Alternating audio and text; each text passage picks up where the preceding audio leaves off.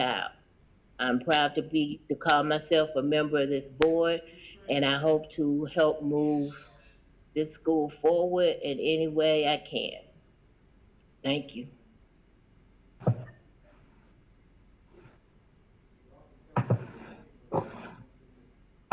Mr. Vickers, are you available?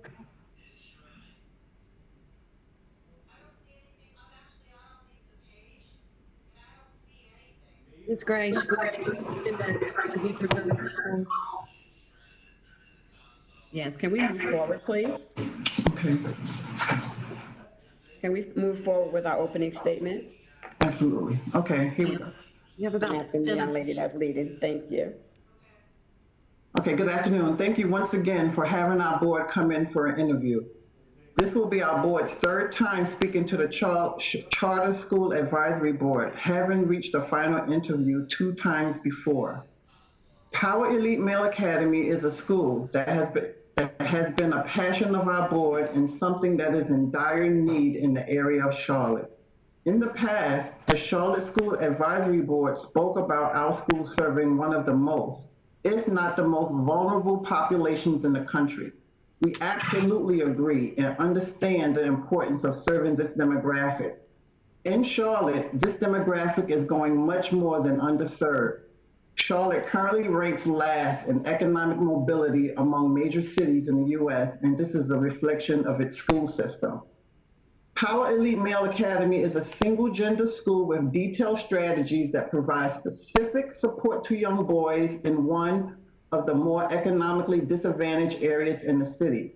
Many of our board members have dedicated their careers to serving these very same students. Our application has been enhanced to better articulate the strategies we plan on implementing, and our board has worked diligently to gather MOUs and letters of support for our school. Minority boys in Charlotte are being suspended at disproportionate rates, failing at disproportionate levels, and graduating high school at abysmal rates. Our board is dedicated to providing a solution to boys that could benefit from a single gender school environment and that is catered to their needs. Please deeply consider the state of the District of Charlotte as you review our application and board. Single gender schools are gaining traction across the country, and it is time the families of Charlotte have the same free choice that many other families are afforded all over the United States. Thank you. Thank you, Ms. Monsanto, and the other board members for your opening remarks. This time I'll turn to the Charter Advisory Board and open it up for discussion and questions that we want to pose to this board of directors. Ms. Reed, this is Mr. Friend. A couple of questions I would like to see answered, or just again greater clarity on the setup of the actual instructional model and the different resources that they're going to use. I see in the application things like Eureka Math and Learn Zillion, and then a blended learning station rotation model. But if the board can maybe elaborate a little bit more on how teachers will be delivering instruction and why they selected those particular resources. And then related to that, I have some questions later about the budget to support that blended learning implementation. So, Ms. Gray, would you like to speak to the instructional model? Because I believe it is something that you hold dear and near. I would, thank you. Well, we of course are going to go according to the North Carolina Standard Course of Study to make sure we're in line with all the outcomes that should be done and achieved by the end of the school year. We will be starting our year with assessments, NWEA math assessments at the beginning of the year and every quarter to make sure that our students are performing at and above grade level. We are using Eureka Math and Learn Zillion because according to their report, they're one of the most highly favored and as far as a course of study for students. And a lot of their material is free to us. So that helps with our budget. It is an instructional methodology, and that along with the rotation station, which has 4 components, which will help students along with their teachers, be able to have a choice in how their education is going to be going. We will also have differentiation of instruction, of course, based on skills, based on levels, based on interests, and based on what the teachers see as necessary, as well as the student, because we are definitely going to be having our students be leaders in their education. That is what we want. We are also looking at a culturally responsive teaching, and that is teachers being comfortable with framing lessons relevant to our students' cultural and social identity. And that is what is missing. And that is what we feel, and I have shown in the past, will allow our boys to stand up and really want to be educated, because it is all about them. We understand them in terms of their culture, in terms of their male, and in terms of their social identity. And then last, we will have our restorative justice, because that will help us with, getting to know each other and knowing that when things happen with them, it is not going to be just punitive, but we're going to really get down and see why what happened, whether it was with the student, whether that's a result of the teacher, and we're going to resolve, because we want our boys in school. And that is one of the problems that we're looking at as far as having a school that CMS is struggling with. 10,000 black boys being suspended, not even black and brown last year, versus 1,500 boys. We know we can do that. We know we can speak to that. And I have experience, even with having all boys cohorts at Eastwood Middle, where out of the boys we had the year before, there were 28 suspensions, whereas the year we had them, the next year, there was 0. So that is what our curriculum and our course of study will look like.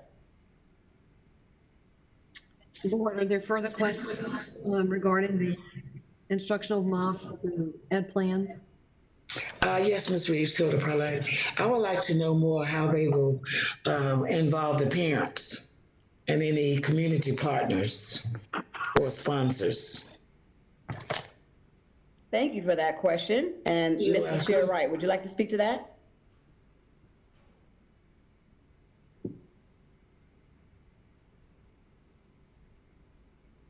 Ms. Wright, are you here with us?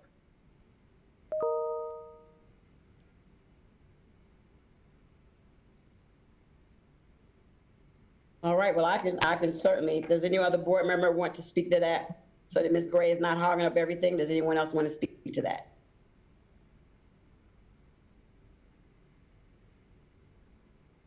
Well, go ahead, Ms. Gray. Thank you very much. So we're definitely, we have a parent advisory board as well as a student leadership council that will be helping with the day-to-day. They will be with us at our board meetings. They will also have a monthly meeting with the principal. When we begin, we will have a time where when the students come in with the parents, that we have a time that we're talking to them, like an induction ceremony, and we're going to have all of their concerns. We're going to know, because again, we're going to be meeting monthly with them, and the parents are going to be the lead on this. We're looking to have our parents 95% satisfied with what we do in regards to socially educating their students, culturally educating their students, and academically educating their students. We also have some MOUs from partners in the community that said they will partner with us in regards to getting boys to us, in regards to getting services to us, such as art and music for free, and also in regards to just being there for us as support and in mentoring our young men, as well as parents. We will have a mentoring component for our male parents as well. Thank you very much. I don't think I read anything about uniforms. Are you going to require uniforms? We are, because we understand what uniforms represent.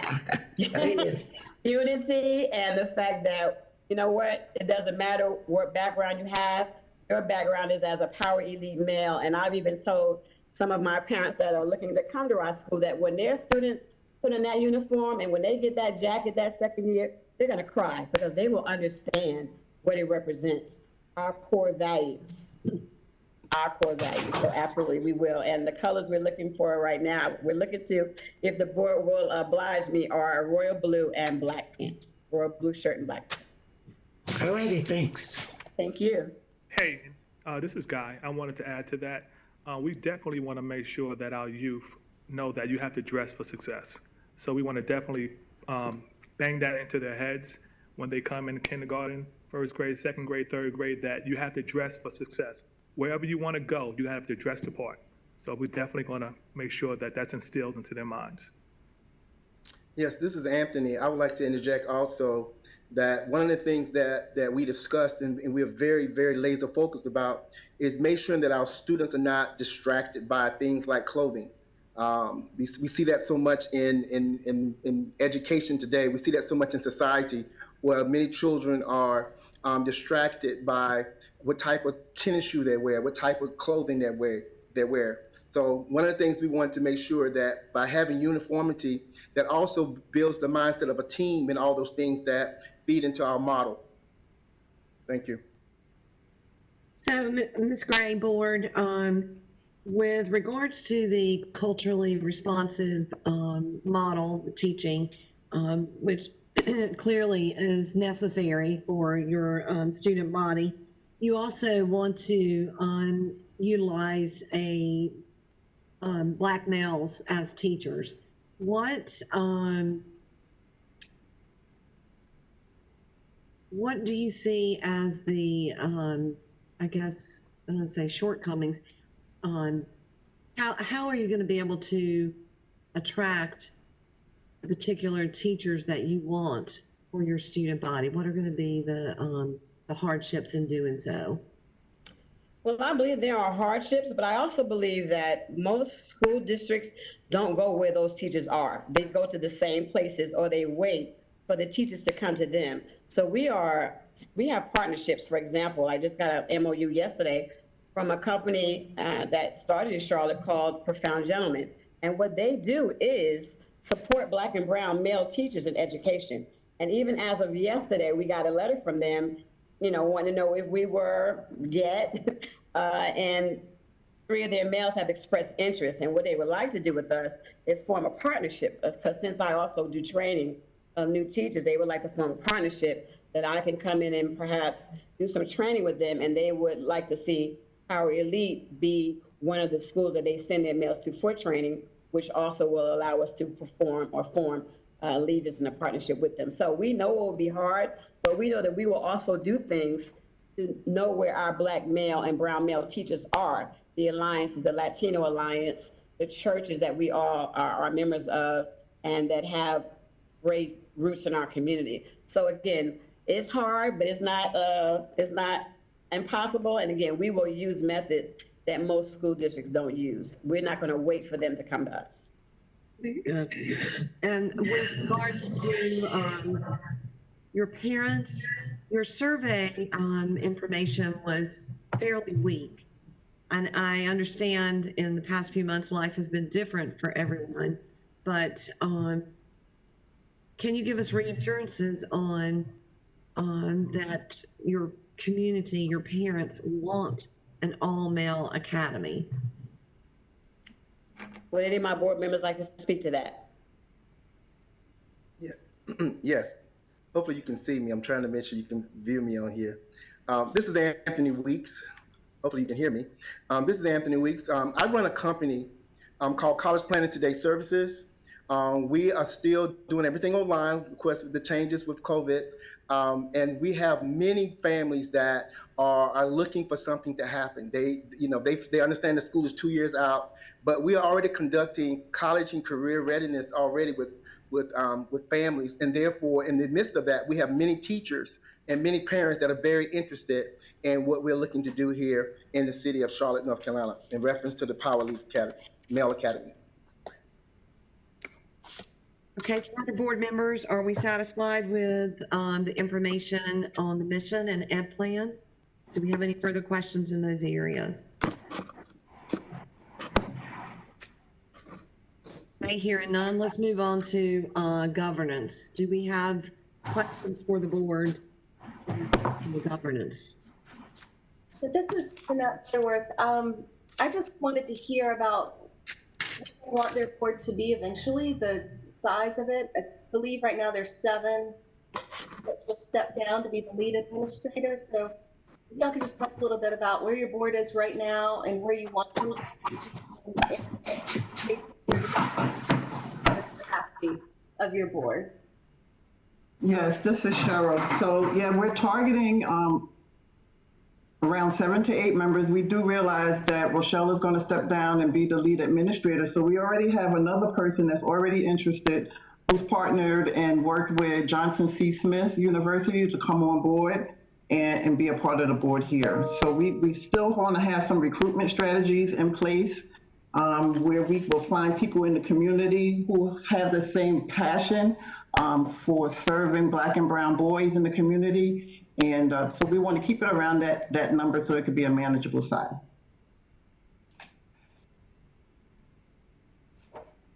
This is Rita. I have a couple to our board chair. Ms. Gray, are you in a school? Am I currently? You're asking, am I currently in a school? Right, yes. Yes, I teach at Eastway Middle School, Title I, 72% Hispanic. Mm-hmm. Have you worked as a school leader before in administration? I have, yes, I have. And I've led, in 2017, 2018, I led a team of 2 6th grades, 1 7th and 1 8th, who none of them were reading on grade level. Most of them were reading and on 4 grade levels. And we, 98% of our students, and it's documented, were above, at or grade level. And we were really proud of that, which helped raise Eastway from an F school to a D school. So yes. Mm-hmm. Well, thank you. That's awesome. You've put together a great board. I've reviewed your members' resumes, and there's a lot of experience there with young males. I know that's what you were looking for. Yes. I didn't find any of their responses. That may have been submitted late, but typically we have responses from each board member with some guiding questions from CSAB. So if someone can advise me if those have been provided. And in addition to that, Ms. Gray, have you already been trained in the restorative justice? You plan to train your teachers, I think, is my understanding. I have. We do use restorative justice at Eastway Middle, and I'll be our 3rd year. And are you also providing the other training, such as time to teach and station rotation? Will you be providing some of that training? I will. Okay. I will. How did you select is it Gurian Institute? Can you tell me about them?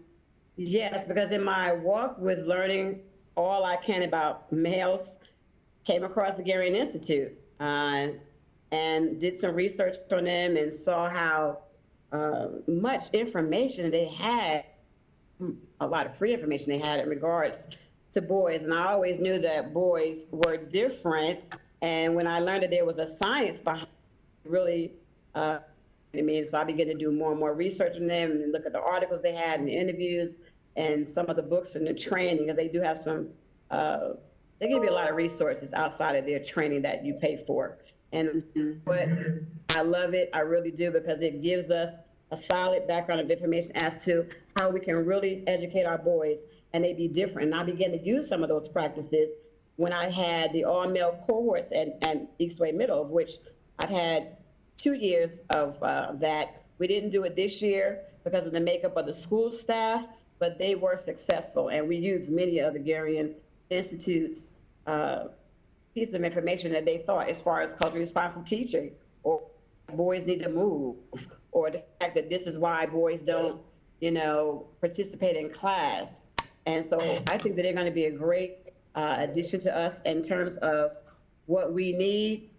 They're evidence-based, and their strategies do help to improve academic achievement, and it's through gender-specific strategies. And we're really, really excited about using them and getting my teachers, who I know some of them, of course, have never heard of them, but they embrace brain-based science. And Michael Gurian, who's a best-selling author, not only is he knowledgeable, he is really passionate about males. And I'm really looking forward to having them with us. I know they've trained well over 60,000 people, and I've looked at reviews from people, and I've been trying to find reviews from people that did not like them, and I haven't found any as of yet. So most of the schools they produce results and have been schools just like ours, and the Title I economically disadvantaged youth. And so we're really looking to have them come on board and help us.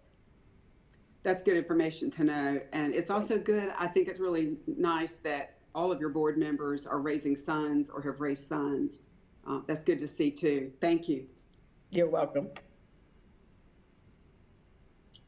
My question for the board is, with the strength of this board, why do you feel the necessity for an EMO?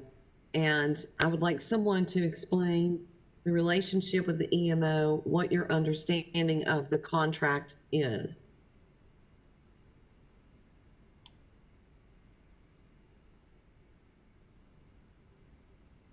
Hi, this is Guy. I'll take a stab at that question.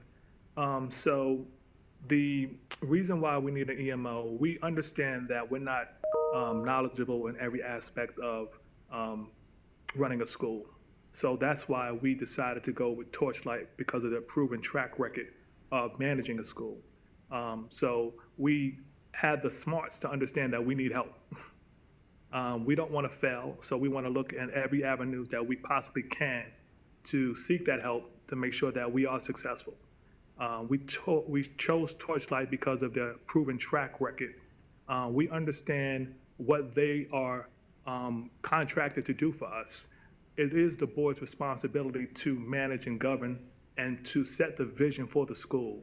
And we have partnered with Torchlight because they have agreed to buy into our vision and to help us to create this powerful school, because that's what Power Elite is. It's going to be a successful school because of the vision that we have set forth, and we believe that we have the right pieces in place to make this new school successful. This is Anthony Weeks. I would like to add to that question if I could, please. During these 3 years, I've had a chance to not only visit one of the schools. I'll spend time with with them to kind of gauge what they talk about outside of certain settings, where I've had a chance to really sit down and share ideas and kind of get an idea of their vision. But one of the things I like about Torchlight Academy is ranked as the number one charter school in academic growth from 2016 school year. That was very important in terms of how they rank the schools, because I'm in the college preparation business. So that was very critical to me. I like the fact that if I'm on the board, and one of the things I understand about being a board member is that we are being entrusted with the fiduciary responsibility of managing a lot of money. And so when we looked at a management company, it was very critical for me on this board to understand that Torchlight has a very clean audit for each of its past 3 years, and they've had no governance issues. So that was very important as we are looking to get the school going, get it moving. We certainly want to mimic those things that are successful. And just many things, such as their willingness to work with our board and understanding the vision we have as a board. And so I can just go on and on. So looking at Torchlight's record is why I think it was very important for us to go with Torchlight. And may I add to that also? Coming from a financial background, what pretty much sealed it for me was their investment into our vision. They are acting as a manager of risk, so they're putting up money. So that means that they have a belief that what we have put together will be successful. So with their investing in us, putting their money where their mouth is, was pretty much sealed the deal for me for this company. Okay, Mr. Lawrence, with that being said, that I'm assuming you're talking about the risk is the 50,000 startup, is that correct? That is correct. So what do you expect, what are you getting for that $50,000? Because if I'm reading the contract correctly, they will provide the facility and the furnishings, the equipment, et cetera. All of that's going to come through the contract. So what is this $50,000 going to be expended towards? So remember, they're going to be doing the general consulting. They're going to be doing the policies and procedure assistance with us. They're also going to be doing administrative assistance. They're responsible for hiring the staff, managing the school overall.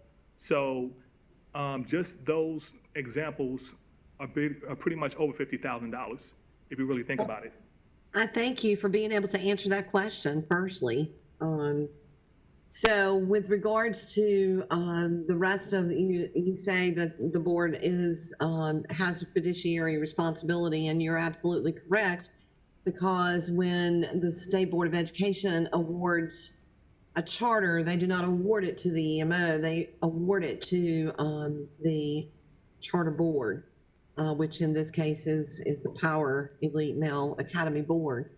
So I just need to know that you guys understand what that EMO contract means, what for you guys. In other words, the money based on the contract, any money that is paid to you flows directly to the EMO, and they are responsible for all expenses. And at the end of the day, the only thing that the school retains is $25,000. Are you aware of that in the contract? So If I may, I'm sorry, Guy. No, go ahead. If I may speak to that, there was a change, because we realized when we were going over our contract again, Torchlight and myself, that of course they're spending more than $50,000. If you look on page 7, I know it's on page 7 of the online version, but it is under EMO, CMO, but they're actually giving us $250,000 to make sure that we get a building that is uplifted, that we are going to be able to open this school. So again, I'm not sure where it is with your application, but I know it's on page 7 of the online version under the EMO, CMO. Thank you.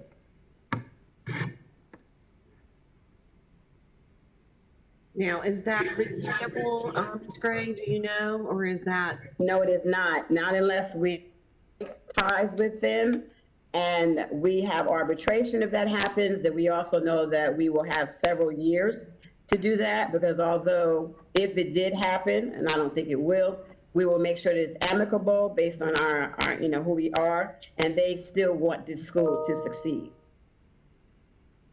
So at this point, as long as we're with them through the first 5, we will not have to pay that back.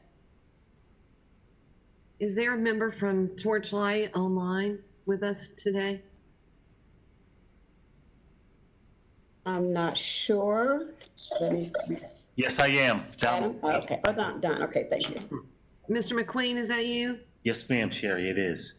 Hi, how are you? Good. So is this contract different from the other contracts that it's a 50,000? So in this case, it's a 250,000 versus the 50?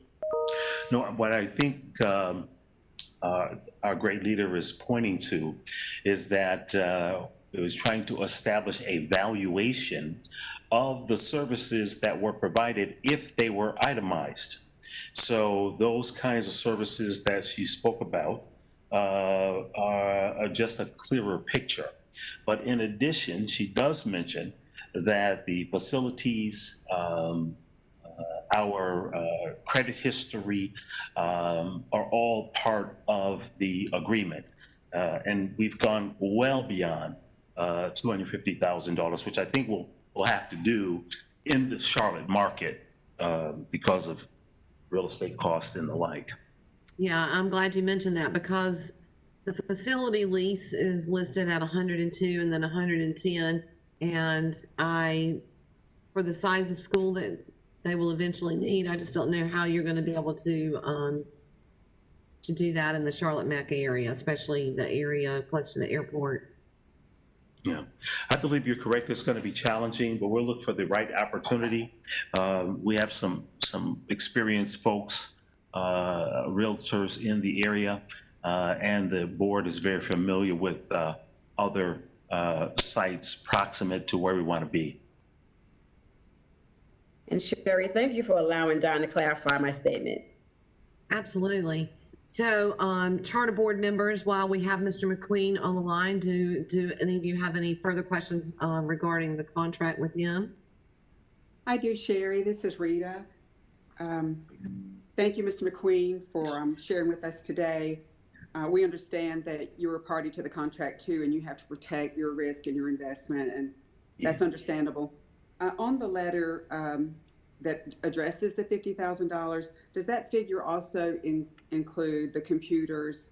It says furnishings, fixtures, it says student recruitment and the acquisition of supplies, but we've been unclear if that means computers. Well, it means anything that the school needs, and it certainly does mean computers.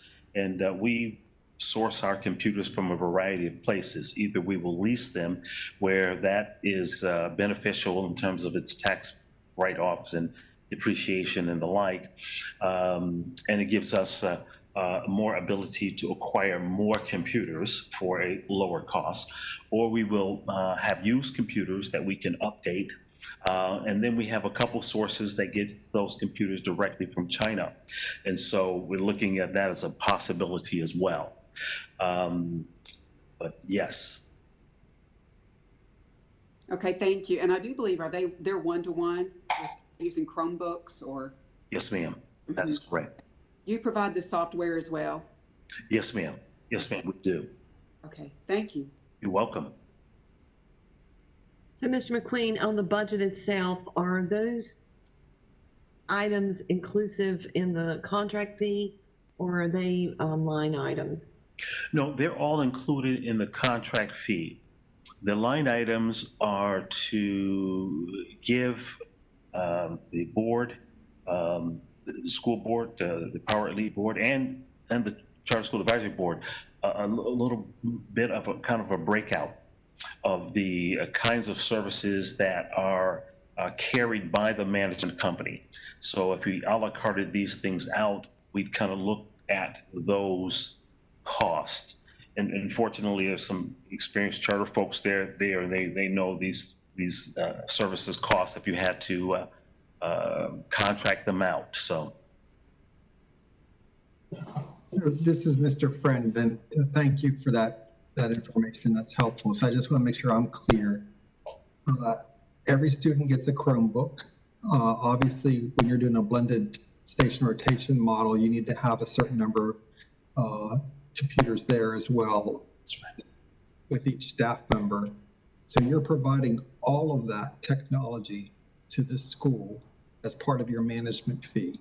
Yes, sir.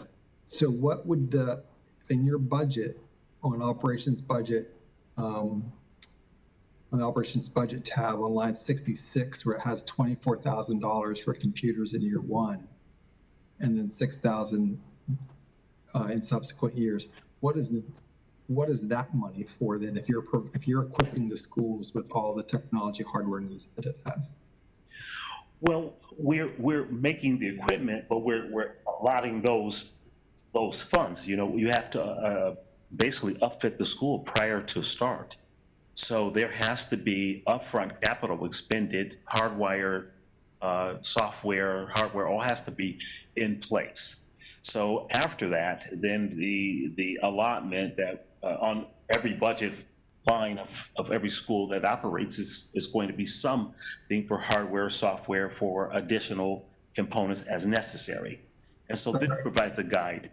I just heard you say you're providing all the hardware and software. Yes. Yes, exactly. I said at the beginning, when you start a school, you have to have that all set up prior to the first day of school. So that has to all be provided in advance. And I do understand that. So I guess I'm questioning what's the expenses then on line 64, 65, 66 in year one.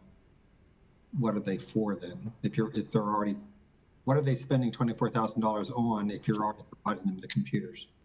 Well, it's not provided at a free of cost. There's a subsequent cost associated with that. There is so it's there as a budget item. I think it gets a bit confusing overall every time we have this discussion in terms of what's the management company provides and why is it in the budget if we're providing it. At some point, it has to be reflected in a logical place where these things typically occur. So it is there as a line item and a cost that the school will incur at some point in the fiscal year. So again, not just, I'm trying not to confuse it, maybe I'm the one's confused. In the first year, there's going to be 150 students. There's going to be approximately 14 and a half staff members. And every one of those staff members and every one of those students is going to be equipped with the hardware and software that they need for $24,000. Now, as I shared with you, it's possible if we That's not lease. possible. Well, it's possible if we lease the computers. I just recently leased 600 or so computers for Torchlight, and I don't have the exact numbers, but it wasn't $24,000. Well, I need to find out who you're leasing from, Mr. Exactly, yeah. I mean, that may be the annual budget, that may be the, but to initiate it, to get it set up, to get us going, that's not what's required. And our folks are very adept at acquiring additional funds and grants and things of that nature. We have a grant writer that's on staff that's part of our board, professionally trained.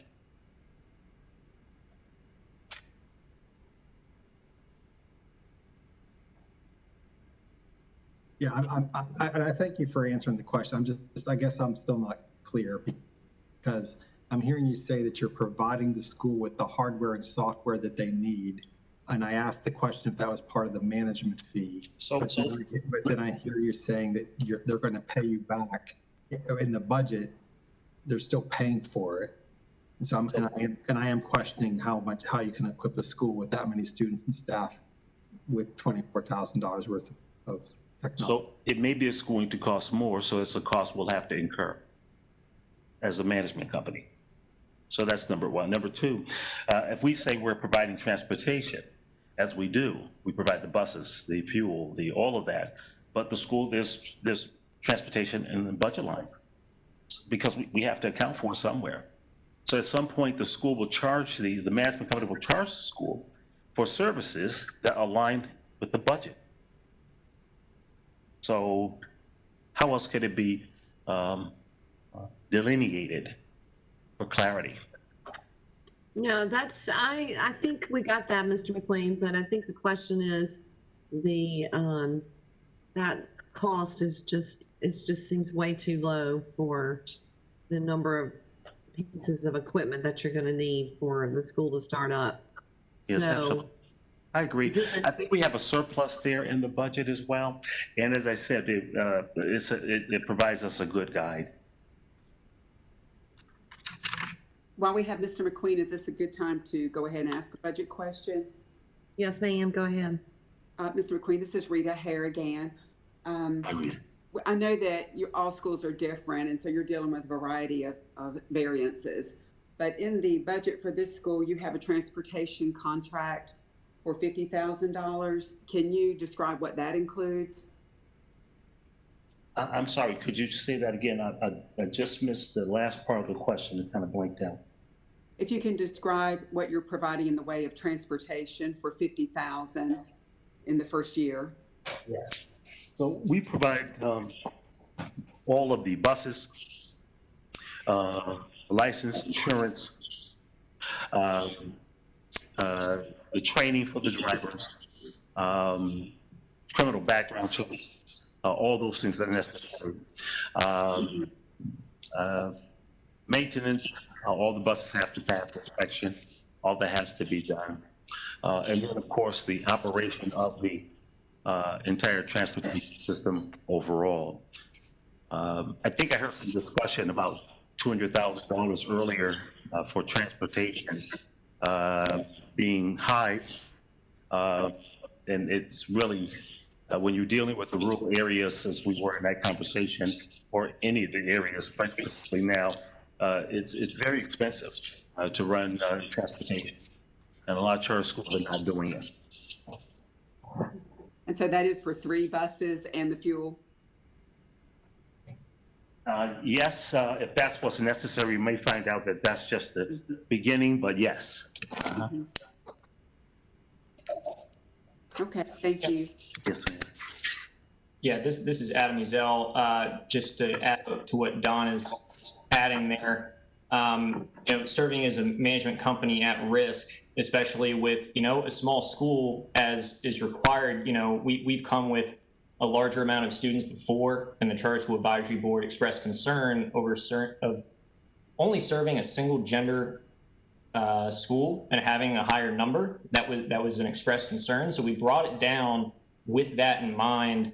And having a management company serve at risk with such a low number is really what ensures that this will work. I mean, if you look at some of the other schools that Torchlight has worked with, they have had lower ADMs where the management company has had to incur those costs. So that same type of rationale is being used here. And even if you look at the overall budget surplus, it is going to be on the smaller sides, but that's just kind of the way that operating a smaller school works. And that's really why a management company at risk makes so much sense for this size of a school.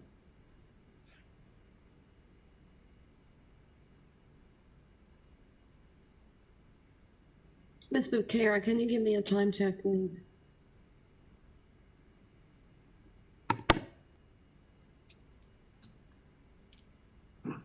Let's see. You guys started at 1, so you are almost exactly at 35 minutes. I just had a follow-up question on the ed plan. Go ahead, Alex. So the reading program says Learn Zillion. Could they just elaborate on which program they're referring to? Ms. Graham, can you answer that question? Yes. I'm sorry, trying to get this video on. Thank you. We're looking at the literacy piece of Learn Zillion. They have a K-2 program and a 3-5 program. And again, it's an instructional methodology. It works along with our rotation station. We're using it for lessons, but we're also giving teachers autonomy to have lessons and to create lessons based on the needs of their students and based on remediation and being culturally responsive. So we are using some things from them. It is the literacy piece that we're using, K-2 and 3-5. Well, the literacy, I mean, Learn Zillion is not a program in of itself. It's a delivery platform, essentially. And we understand that. Mm-hmm. And that's where the culturally responsive teaching and looking at assessments. Well, I'm just asking, which my apologies. Which curriculum are you actually using from Learn Zillion? Again, we're looking at lessons from them and materials from them. Okay. They have 2 programs, so which one? That is going to be at the discretion of the teachers and the lead teacher. We haven't decided on that yet. Do you know what the ELA programs that they have available are? Yes, I have looked at those and I have done some research, yes. What are they? All right, well, they have, sorry, I'm looking for some of my notes.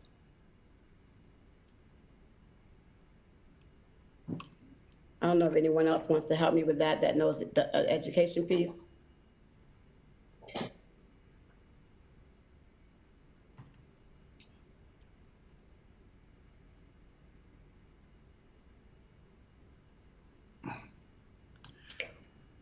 Okay, I'm sorry, go right ahead. I mean, this should be something that I would argue needs to be known. Mm-hmm. Absolutely. They have 2 ELA programs, and EL, which is, fairly well-known program in guidebooks, which is I do have that 3 through 8. But you wouldn't be able to say, hey, teacher, you can pick which from these two. That's not going to work. You know, these are two comprehensive ELA programs. You can't kind of piecemeal them the way that they're designed. So I don't know. It's just concerning to me that, you know, the response is, yeah, we're doing Learn Zillion. It just Learn Zillion. We're going to do some of their stuff when that's not even a curriculum, and it doesn't. It just. Well, we looked at the L program. We looked at the EL program because it had, you know, real world content, and it had an equity focus.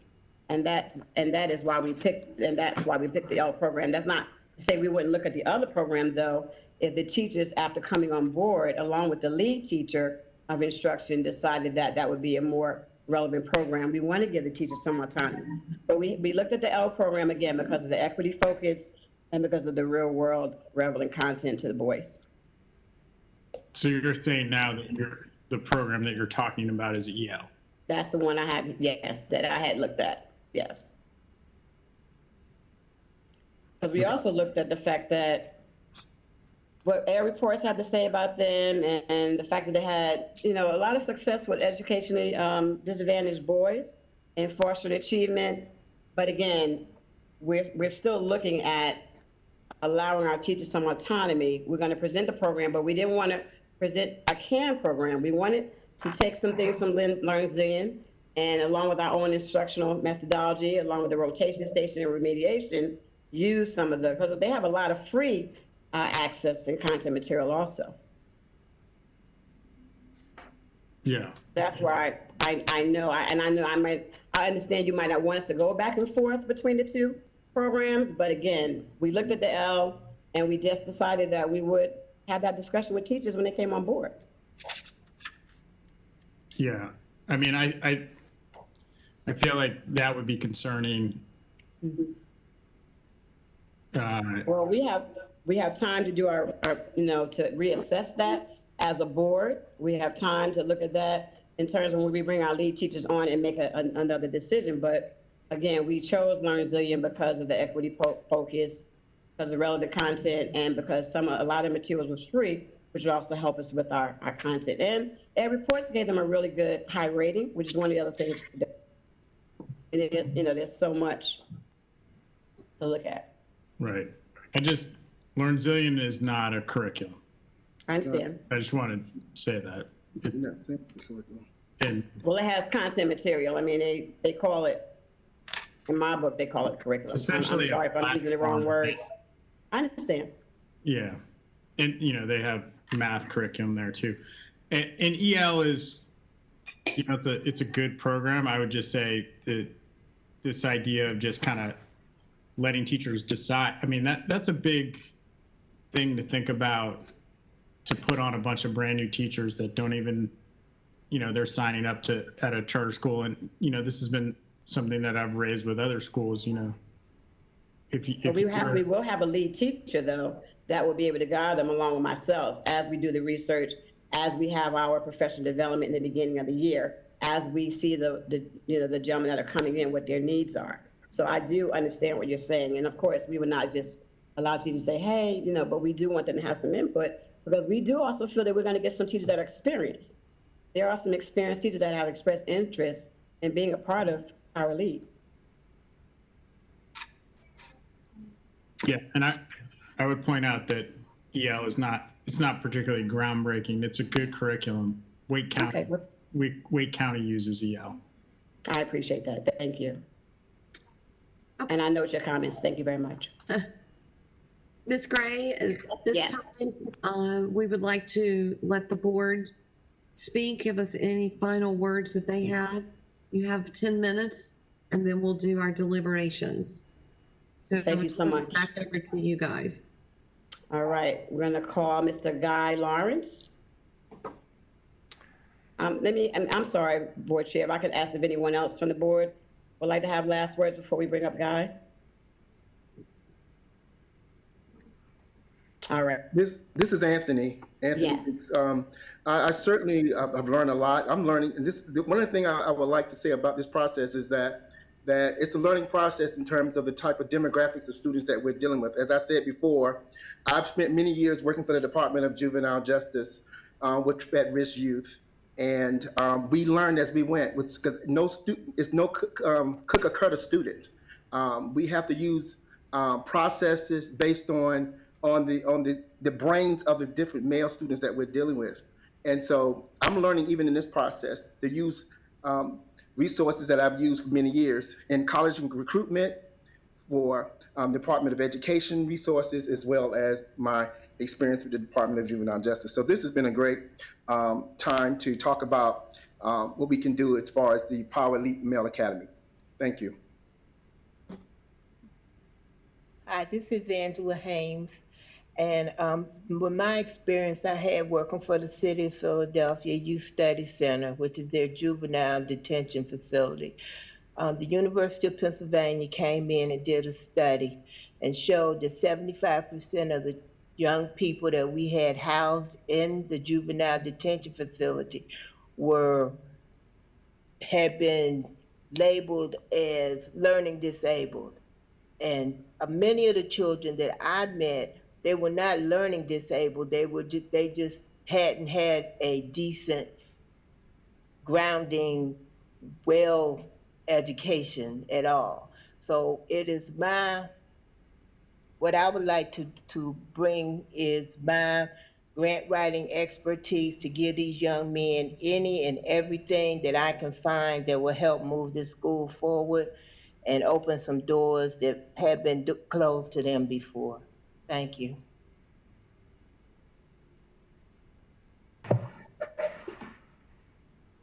Hi. And I want to say in closing, on behalf of the Board of Directors of Power Elite Male Academy, we would like to thank you for the opportunity of presenting our case for approval of Power Elite Male Academy to open in the fall of 2022. Charlotte continues to struggle academically, and boys continue to feel the brunt of that failure of progress in schools. Our school will provide these students an option, a choice to try something different. Power Elite will be a school where all students will come to be welcome, not watched. Students will be kept moving, engaged in materials that interest them, be provided a restorative environment rather than a punitive, and enjoy an academic program and culture that would not otherwise find anywhere in Charlotte. These students and families deserve a catered environment after having been neglected for decades. This neglect is evidenced by the disproportionate suspension rates and widening achievement gap. Our board is comprised of individuals that have dedicated their lives to serving the population. We have continued to improve and diversify the skill set of our board by adding more financial prowess and passionate individuals seeking change in Charlotte. Our board is filled with passionate, qualified individuals that can oversee a successful single-gender school. We once again request that you approve this application and concept for the sake of the students unable to perform and progress within the Charlotte-Mecklenburg school system. Every year, the Charter School Advisory Board has not once questioned the need for boys in this area. We now have an application that provides you the specifics aligned with the best practices in serving these students. Thank you. And I would like to close as the board chair to say thank you again for the opportunity. There is so much to learn. We have some time to do it. We will not disappoint. We will know our curriculum. We will know what our boys need. We will get help. We will study even more because we have studied for this opportunity, and there is so much to study. And I know that we don't know everything, but we will know everything that is necessary for our boys to be successful. We have shown that in the past, and we will show that in the future. Thank you for the opportunity. Thank you, Ms. Gray, and all the other board members for Power Male Academy, Power Elite Male Academy. At this time, I'm turning back to the Charter School Advisory Board members for your discussion on the status of this application, whether we move it to ready to open, bring them back next month for a second interview, or we do not move them forward in the process. So board, please chime in.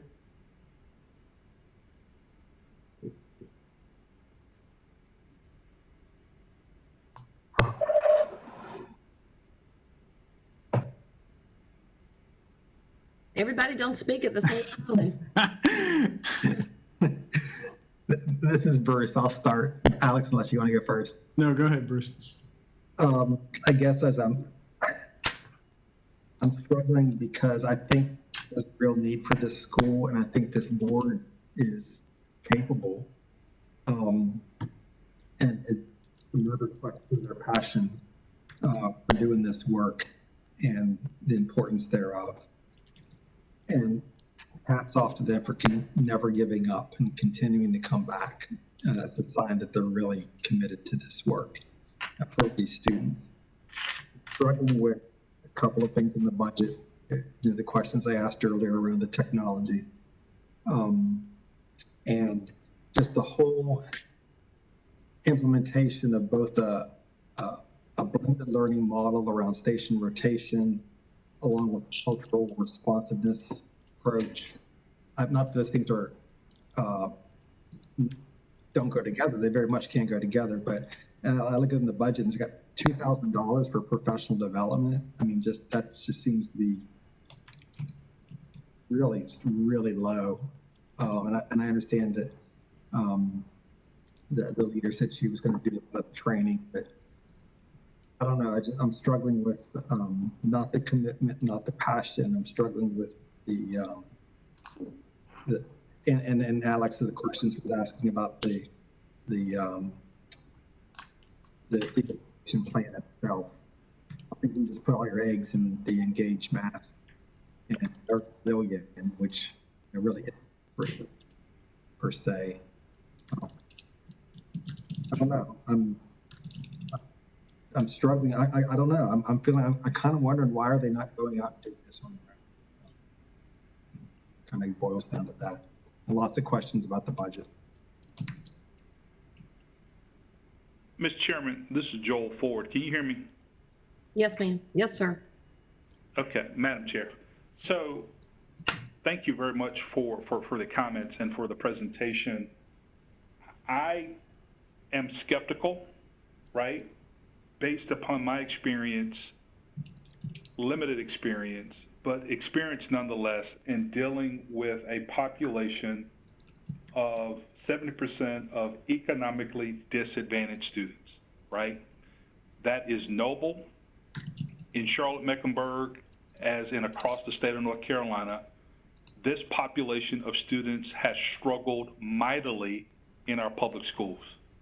And in Charlotte-Mecklenburg, it is no different. And in some instances, I would argue that it could be as bad or worse in some of our most rural counties in North Carolina.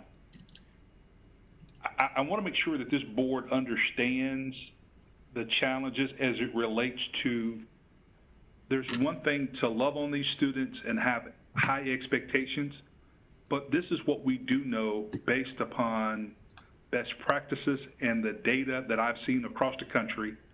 It is going to take programming and resources to either catch these kids up or to be able to educate these kids. Clearly something that our public schools have failed year after year and decade after decade to do. So anytime someone comes to this particular board, our charter school organization, and they're telling me that they could do something that very few people in this state have been able to do, I am naturally skeptical, because I want to make sure that as a board, we are approving and supporting charter schools that can be realistic in their expectations to educate this population of kids. Because the last thing I want to do is to have another disappointment in the educational process. So while I am skeptical, I understand the severe need in our community. I want to support in moving this forward to give you guys, this board, the opportunity to tighten up your budget and to make clear any questions that have been raised throughout this process. Other comments? I mean, my concerns stem even just from the questions that we just asked, or that I just asked, I mean, I was you know, just trying to get a sense of the thought that had gone into the curricular choices, and you know, it doesn't. People shouldn't feel like there is no right answer that you have to come in with, but my concern is just what surfaced to me seemed to be a lack of deep engagement in that, and I think so much of the case for the school is we're going to provide something different that is going to close the gap that, you know, so much data suggests it, or so much data supports is real, and it is real. And, you know, that was my concerns, just, and I believe, you know, in speaking with the person that's going to be the principal, you know, it's year 3. Like this is the third go round. You know, these things should be, I would expect them to be a little bit more airtight. Frankly, everything that we're talking about at the third go round.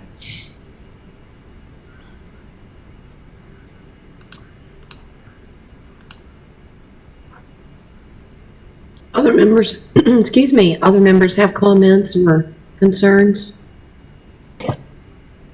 And I too think this is Ela Programs, that the model is real. It does make us stop and think about what's going to happen to our young men of color. But I was struggling with how strong really does the board understand governance. And it was mentioned that the board would manage and govern. First of all, you would manage. This is why you have an EMO to manage the day-to-day operations. But always thinking about, at the end of the day, the buck does stop with the board.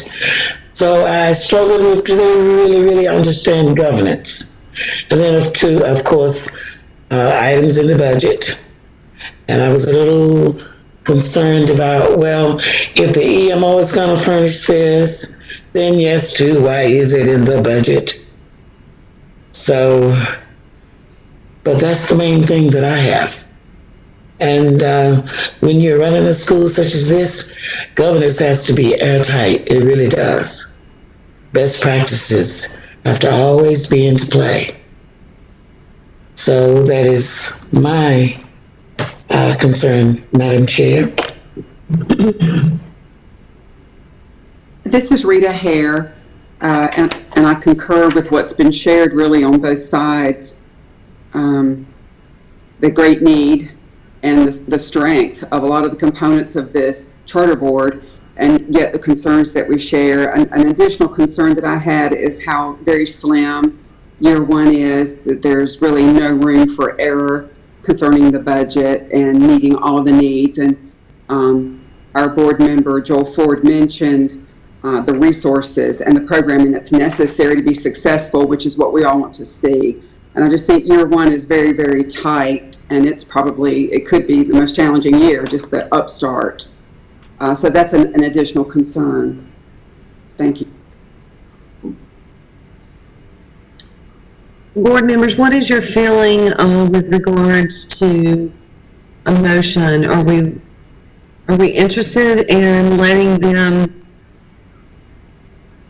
tighten up the ed plan and the budget, or study it so that if we drill down on questions next month, or are you satisfied that they're ready to move forward, or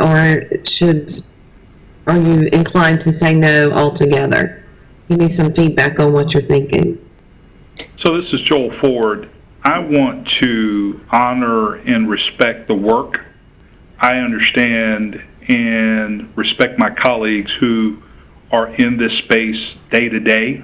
And I want to publicly say I listen to you all because I know that you are managing or a part of your own individual charter school. And so while I think you guys have that experience and you bring that to the board in a very productive and real way, I think that when we're looking at some startups, and so I have to acknowledge, whether we don't want to acknowledge this or not, they have chosen a management company. Whether we like that management company or not, they do have a professional management company. They're not trying to do it on their own. They're not professing to know it all. So I want to honor the work. I want to honor the process and push them to the next round. So Joel, you're saying bring them back next month, am I understanding you correctly? Yes, I'd like to Would you like make to a make a motion to motion? do so. Thank Yes, you. I'd like to make a motion to do so and see if I can get a colleague to second that. I second that, Hilda Parlay. Madam Chair, I support what my colleague Joel just shared with regards to this group. This is Heather Van Cannon, and I will support this motion and second. I've seconded already, Hilda Parlay.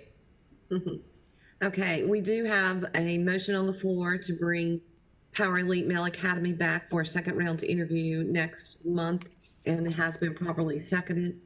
Any further discussion on the motion? Hey Sherry, this is Joe here. Given the motion, are there going to be specific things that we're going to request from them for the second round? I'd hate to have them come back in a month and kind of rehash the same items. So as Joel so well said, you know, we want to respect folks' time and energy. What specific things are we going to get next month that we didn't get this month? So that's just a point for discussion. Thank you, Joe. That's a very good point. Personally, I would like for the budget to be revisited to make sure that there's a clear understanding of the cost, the expectations of the EMO versus the cost based on the revenues that will be in place the first 5 years. Because I think that there are a lot of weaknesses in the budget. For me, that was the area of this application that really fell short. And it's no fault of this board. It's simply, you know, part of the fact matter is that the school's target enrollment is small. But I still feel like the budget needs to be revised, and that they need to be able to answer specific questions about the budget. Madam Chair, this is Rita Hare. I agree with that, as well as the clarifications. If the computers are included in the 50,000 startup, then why is the 24,000 computer fee there?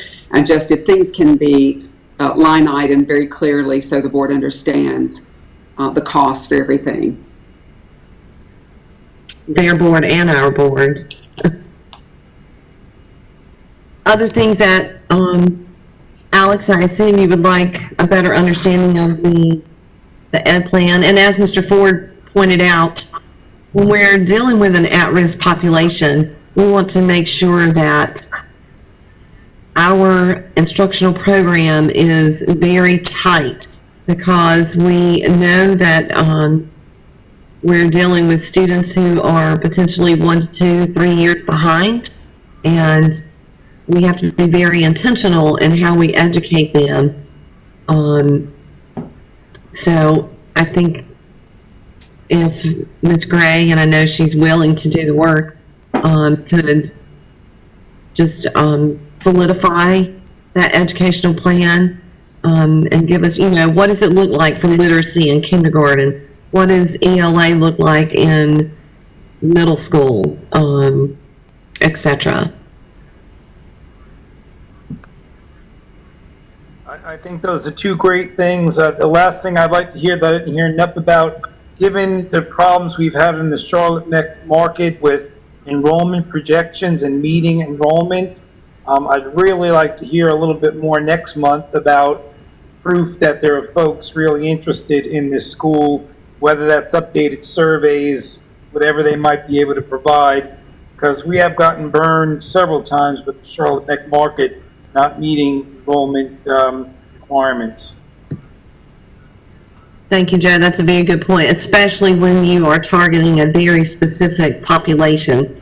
So one thing that might be useful, Power Board, would be of the schools that are in, a 10-mile radius, what's the ratio of male students in those schools by grade, and some hard data on parent surveys on, with targeting parents who have students that would be in those grade levels that you intend to serve. I appreciate that too, Joe. This is Rita Hare. And I wanted to add that another question about the budget is there's $1,000 for marketing in year one. And in following years, there's $15,000 in that budget. So it seems that they would need more in that budget in year one. Another budget issue that we would want clarified. Any further discussion on the motion? Ms. McCarron, could you give us a roll call, please? Yes. Jeanette Butterworth? Aye. Joel Fuller? Aye. Bruce Friend? Aye. Rita Hare? Aye. Lynn Kroger? Aye. Hilda Parlay? Aye. Alex Quigley? Aye. Sherry Reeves? Aye. Heather Van Cannon? Aye. Okay, the motion passes unanimously. So Power Elite Male Academy will return in November. And we will send your board more information about that in the next few weeks. Thank you. Thank you all. Thank you. Thank you, board. The next applicant we have, let me pull up the slide, is your first second round interview, and this is for Old Mainstream Academy.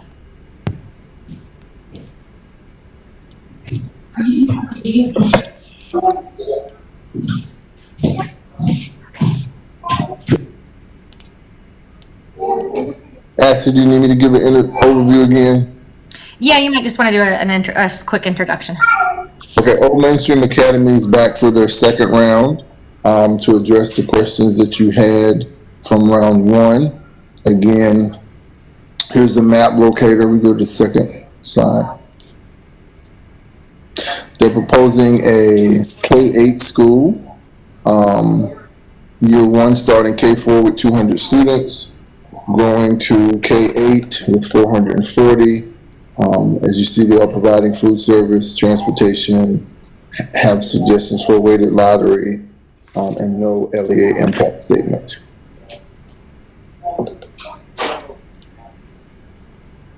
Okay, I think we can go now to the 10-minute board introduction.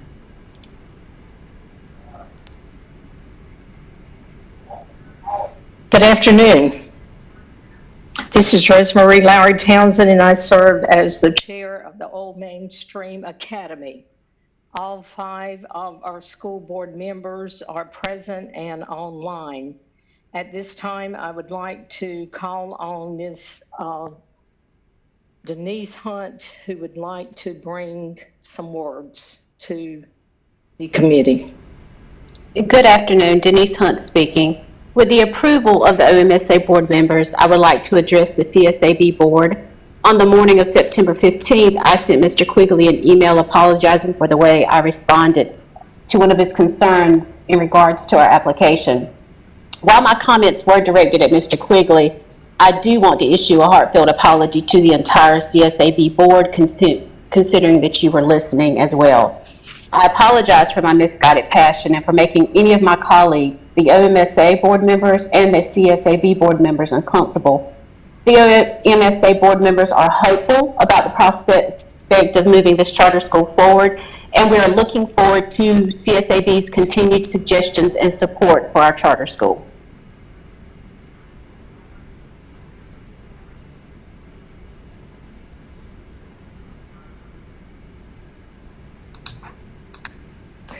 At this time, I would like to ask our board member, Ms. Tiffany Locklear, to begin a slide presentation that will address some of the issues that you ask us to address at this next meeting.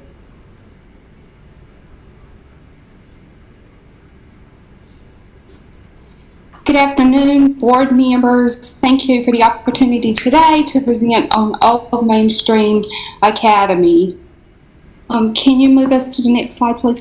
Our mission is to engage students in STEAM disciplines that will prepare future leaders who are innovative, persistent, and self-determined. We want to begin with our high-quality reading plan. You guys asked us to bring forth a reading plan. So we have submitted a high-quality reading plan which will include appropriate interventions and necessary remediation services. OMSA envisions student-centered classrooms that will include certain qualities. Those qualities are 220 minutes of reading instruction daily, phonics instruction, which includes decoding, word study, and spelling. Of course, we want to bridge the gap between home and school while expanding their vocabulary. We intend to develop fluency in reading, understand text through various comprehension strategies, and that's one area that many students in this area struggle with. And then our writing, speaking, and listening skills. Many of the students here tend to write and speak the way they tend to write the way that they speak, so we certainly want to have emphasis on that. And then small group and interactive guiding reading and reading across the disciplines, and infusing that fiction and nonfiction text. We can move to the next slide. Thank you. We were also asked about our OMSA middle school, and our middle school initiatives are listed here, and I'm just going to highlight each one of these for you. The ELA curriculum provides rigor so that we have proficiency. There's inquiry-based learning and classroom-based literacy instruction. We also want to do those block integrations. Of course, we will have our essential questions, interactive reading alouds, learning opportunities that are independent. And again, we want to look at those ELA skills and standards, as well as supporting that with the writing for our community. And so this includes comprehension to expand to research, sentence construction, and of course, content knowledge. Not only were you guys interested in our initiatives, but you also wanted to kind of talk about our educational model for our middle school once we get to that point. And so we have that for you guys as well. So our educational model is that our students will take lead in problem solving. We want student-centered classrooms, and we want our students taking a lead. We're also going to implement teams when appropriate. Learning experiences will connect to real-world problems. Students will have regular opportunities to identify, evaluate, and use tools to create, to think critically, to problem solve, and to explore relevant issues. Teachers will provide integrated teaching opportunities, and the content areas will implement authentic, relevant, and student-centered personalized lessons. Teachers will consistently use varied assessments to monitor student learning, such as projects, portfolios, as well as those state performance-based assessments, creative tests, our local norms, and any type of traditional test. Along with our middle school plan, we also have weekly instructional minutes. So here are our weekly instructional minutes, which are typical for a middle school. And so we just created a visual for you guys there. With our middle school plan, we also have a transition plan for our students for high school prep, and this will be explained by the teacher and a school counselor as they move forward. So our teachers and our school counselors in the months of May through September will be prepping our students from high school. And then our activities for November to March is our 8th graders. The school counselor will assist them with actually completing an interest inventory survey. The school counselor and teachers will also explore their interests and strengths, their degrees and career opportunities, and high school alignment pathways. The students will also complete a 4 to 10 year career plan for high school and post-high school, and the school counselor will support them with that initiative. 8th graders will also identify high school goals, and there will be a parent night and student-led conferences to share career plans. And this will happen with the administration and the school counselor. Typically in this area, our high schools, the administration invites the 8th graders that are transitioning to their school. And so, of course, we want to keep that going with OMSA as well. And then lastly, our students may choose to enroll in those summer courses for credit during 9th grade registration. And then our activities for April through July is our local high schools and our local high school counselors and our peer panels will help lead in this transition in understanding graduation requirements, high school policies, curriculum, of course, safety, discipline, instruction, organization. And we will set up tours with the high schools to meet faculty and administration and tour the schools. There will also be a PTO, parent and freshman night, and this information will be published so that there's collaboration and transparency as these transitions take place. There's ongoing planning for student engagement and transition, and the OMSA counselor will meet with our high school student services for the transfer of records. And of course, last, those records will transfer including the demographics and student information in Power School.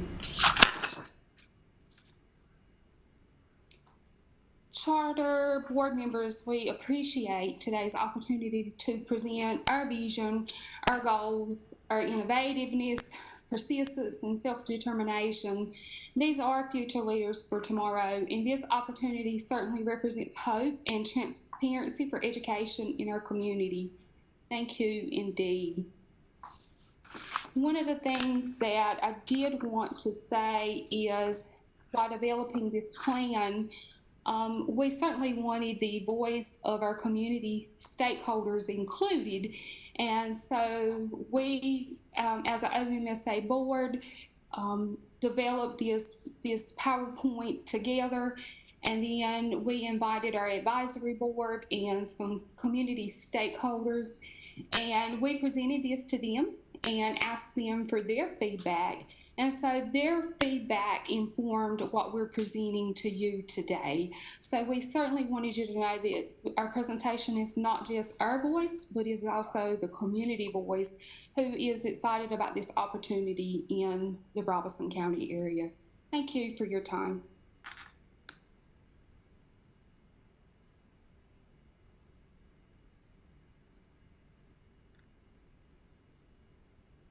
Is that the end of your presentation? It is, and if you have any questions, I think all of us are online here, and we are willing to answer any questions. Okay, at this time, then let's go to the TSAB, and let's talk through any other questions we may still have at this point. I want to thank you for the PowerPoint. It did address a lot of the things that we brought up, and so I do appreciate that. Anybody have any questions at this point? Cheryl, this is Sherry. I just, for clarification, so Old Mainstream is seeking to open in the fall. Is that correct? In August 21? That's correct. Okay. So it's considered a fast track. Acceleration. Acceleration. An acceleration. Okay.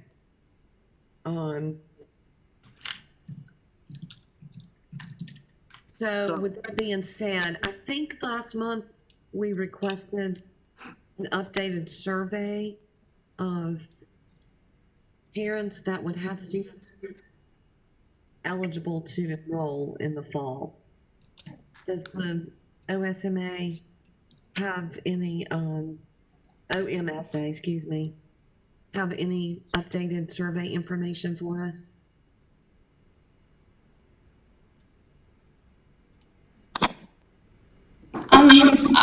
I'm not sure about an actual survey was requested from us. I know that you guys actually wanted us to collaborate with our community and make sure that our parents were understanding our vision. And so one of the things that we did is we developed this presentation and we reached out to our advisory board members and some community stakeholders, inviting people to come to our board presentation.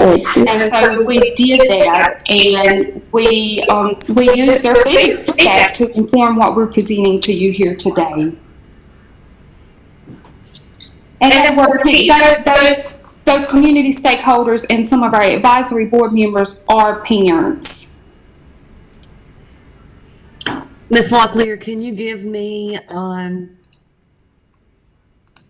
estimate of parents who have said that they would have students to enroll in your school? As I know in the application, it's not necessarily that you're seeking, students won't necessarily just be coming from Robeson County school systems, Robeson County schools, but from homeschool and I believe maybe some private schools also.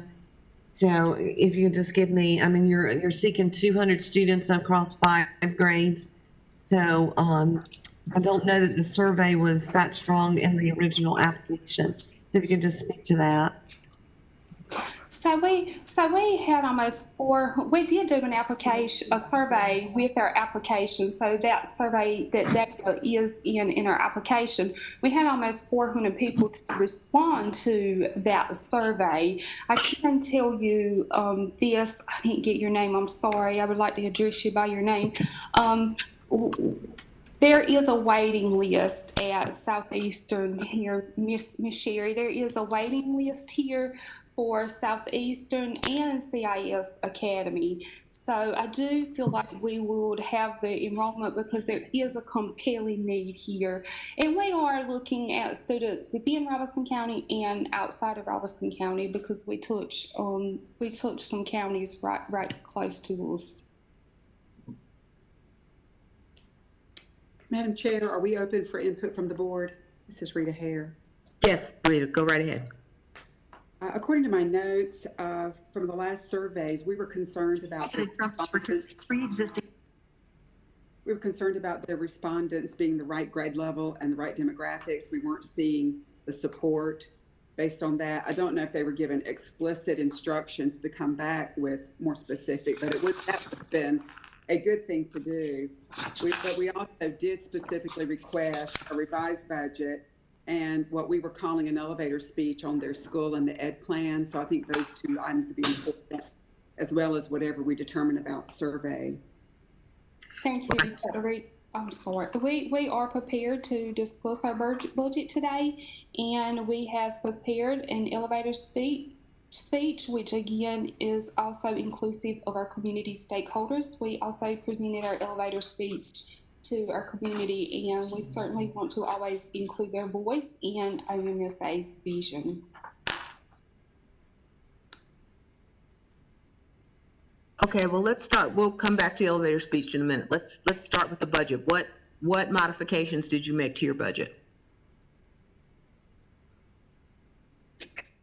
One of the things that we were asked to do was to take a look at the salaries of our staff. The first piece, particularly with the teaching staff, we did go in with the teaching staff and we increased the salaries of our teachers. If you want to take a look at that.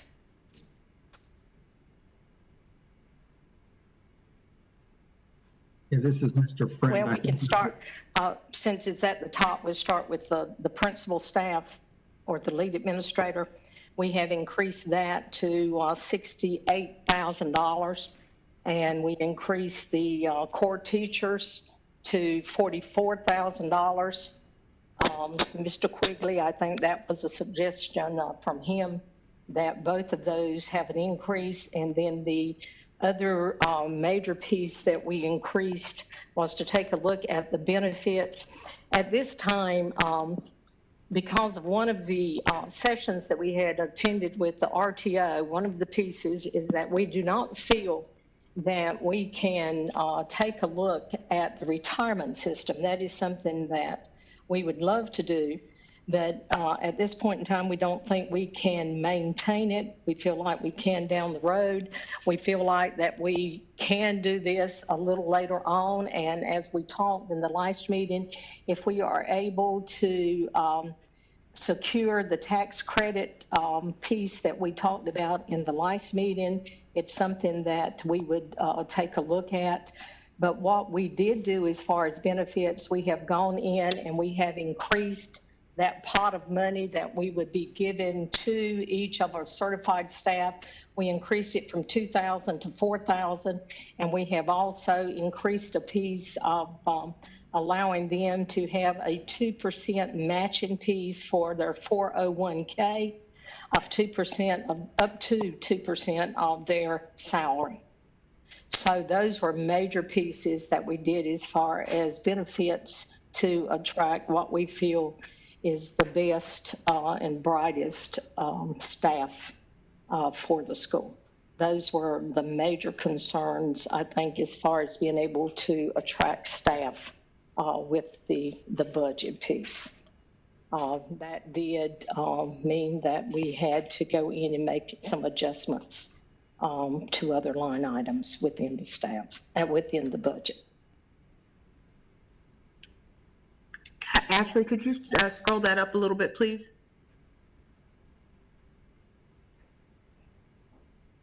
Is that what you needed to see, Rita? Thank you.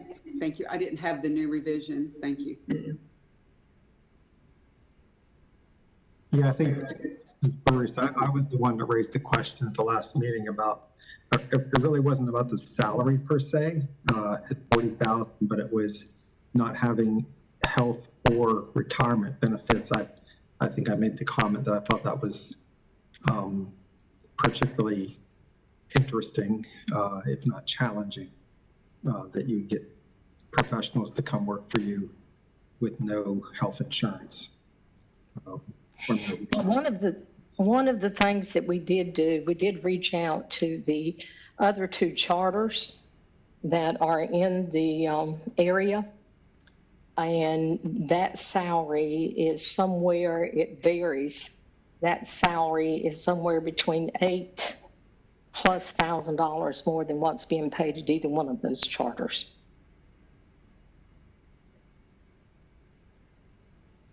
Ms. Townsend, this is Ms. Reeves. So with that being said, I'm assuming you're not using the North Carolina salary scale, correct?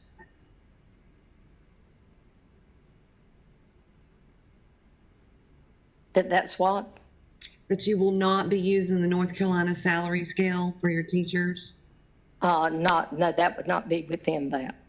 Now, what you would have us to be able to do, because, you know, of course, what you have to do is put in there, you've got the same salary that you have for each one of those individuals. You know, right. We would have a piece that, depending on what their certification is and their experiences, when they come to us, it's going to vary, because we know up front we would not be paying the teachers the same salaries. Yeah, that was going to be my follow-up question. So we realize the 44 is like the average. So with you not using the salary scale, that means you would have to create your own salary scale.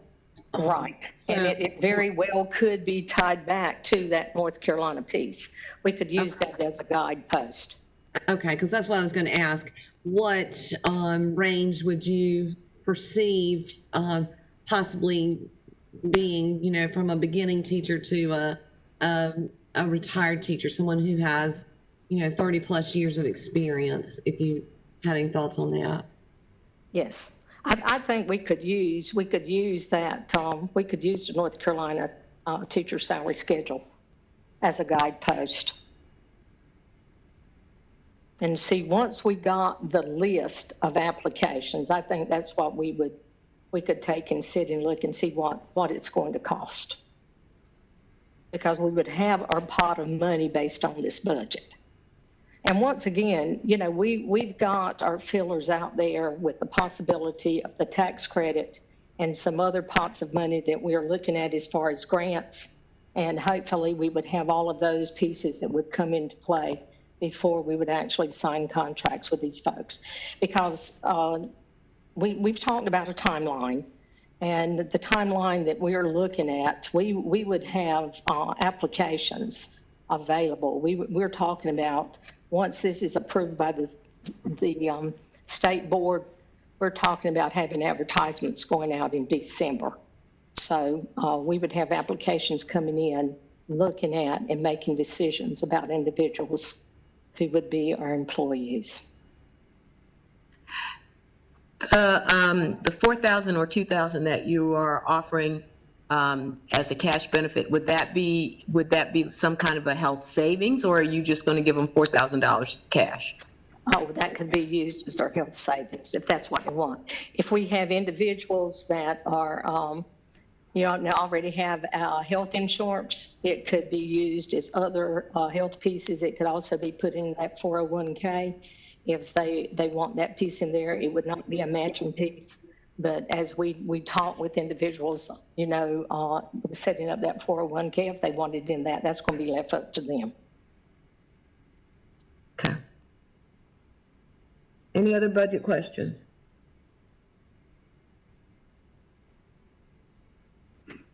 Any kind of questions?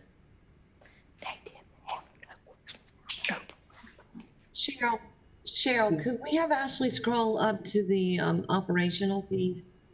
I'd just like to see what changes there are.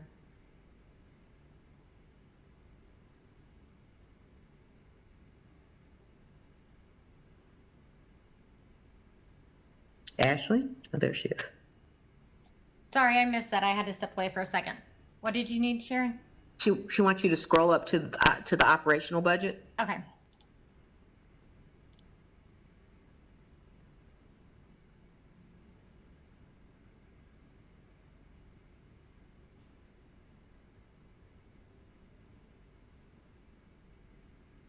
So what changes did you make to offset the changes that you made on the personnel side? Some of the pieces that we looked at was the student iPads. That was cut. Some of the instructional, Mr. Quigley told us that we had too much money in instructional materials. I love taking his suggestions. I remember last year I took quite a few of his suggestions. He told me gave me good advice about hiding money. But I did that. Curriculum text. To be perfectly honest with you, we have a community that really believes that kids should have textbooks. It doesn't matter what we give them as far as technology. They still believe that kids need to bring home a textbook. And we are real big about listening to what it is our community wants. But in this case, we will probably have to come back and do something with curriculum textbooks. So we did make a major cut there. The media center is going to be a big piece because, of course, we have that R in the stream piece that emphasizes reading. So we want to stick with that. So those were some of the major areas that we did cut.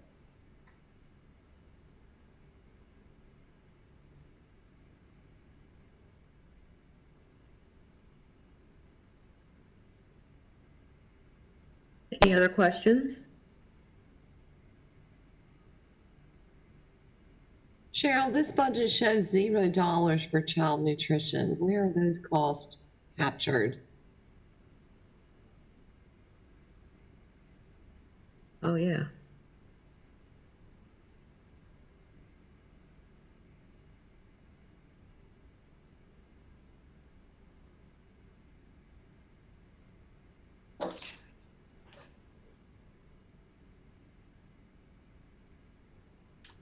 I don't think she heard the question. I don't think she heard your question. I'm sorry, I'll repeat. Ms. Lowry Townsend, this is Ms. Reeves again.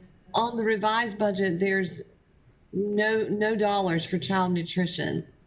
Can you tell me where that money is, or how you're funding child nutrition if it's not in the budget? Hi, this is Brenda Dial-Dees, and what I did was actually call over to Southeastern, our sister charter school, and even though currently the school system operates, they're 40% more with CEP, so our school district is school-wide or district-wide free and reduced. So everybody gets free and reduced lunch in this school system. Now, one of our charter schools, they partner with that. And of course, we would have that opportunity. But I also spoke with Ms. Stone over at Southeastern, and they do not. But I do understand with Title I, what we can do is look at, we can have students have a lunch program and then use our Title I funds to pay for the free and reduce. Oh, no. Excuse me? No, you can't use Title I funds to pay for free and reduced. So in other words, you're saying then we would have to go exclusively with the CEP?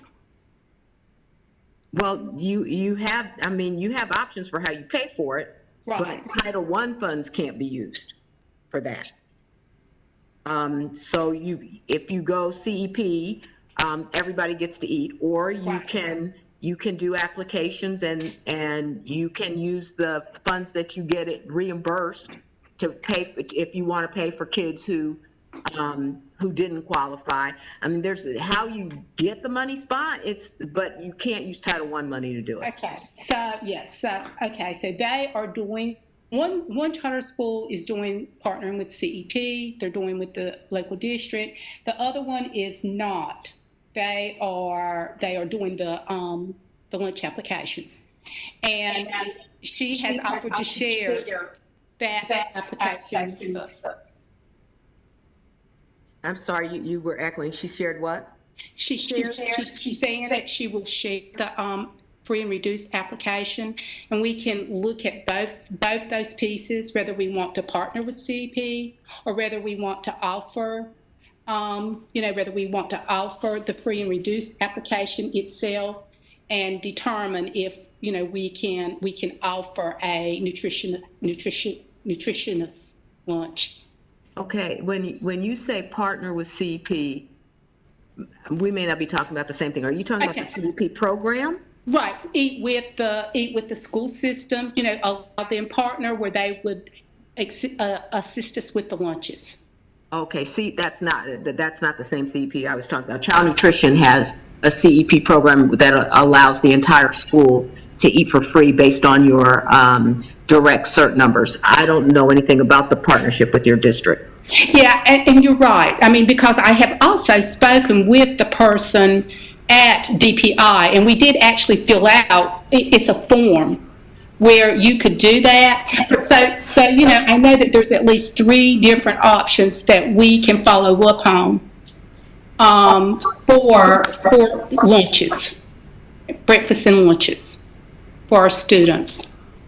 So, Ms. Dees, this is Ms. Reeves again. Even if you participate in the National School Lunch Program, whether you do it by direct certification, application, or the community eligibility, which is the CEP program, there's still going to be costs that you have to have in the budget. For example, we are a CEP school, but we still spend thousands of dollars above our reimbursements each month for staff and supplies and et cetera. So in other words, what we receive in reimbursements doesn't cover the cost of our child nutrition program. So with the budget, a surplus of only $20,000 in year 1, but there's nothing allocated for child nutrition at all. That's very concerning for me. So I guess what we would do then is to, we have plans for fundraising. We could use that as a priority. I guess one of the other things that I would ask here, are we able to update the budget and send in, a number for the child nutrition piece? But now, we would prioritize, of course, the fundraising with child nutrition. Having a plan for how your children are going to eat is really critical. You're saying, what, 50% of your kids you're expecting to be low income? That having a plan for how they're going to eat is critical. This is Dr. Tiffany Locklear. In our application, we actually had 3 different points. Point A was that our district does qualify for free lunch, and that was through that Healthy Hunger CEP program, which serves breakfast and lunch for all students at no cost. And there's a 4-year reimbursement option for eligible for LEAs in schools, and it's an option for low-income areas, of course. And then we also, in our application, discussed B, which that we may request to partner with our local school district. The school district does partner with another charter school, which is only less than a mile from our elementary school, to provide lunch. And if that partnership does not materialize, families may choose to provide packed meals for their children or purchase reasonably priced lunches from local restaurants or catering services to offer balanced meals. And if a student does not bring packed lunch or meal, we have also developed a partnership with Campbell Soup. Campbell Soup is about 5 to 7 miles from our facility, and they would partner with us to establish a food pantry within our charter school. And we do have a lunchroom available on this campus site. And then our point C was that, again, we're eligible for CEP, and that OMSA will qualify for about 40% or more students who identify eligible without a household application. So we do have those 3 options listed in our application. And of course, we're willing to take any feedback or suggestions to tighten that up so that we are supporting the nutrition of our students. We know if they're hungry, they're not going to learn. And of course, our biggest mission is always to give them a safe, orderly environment and to feed them.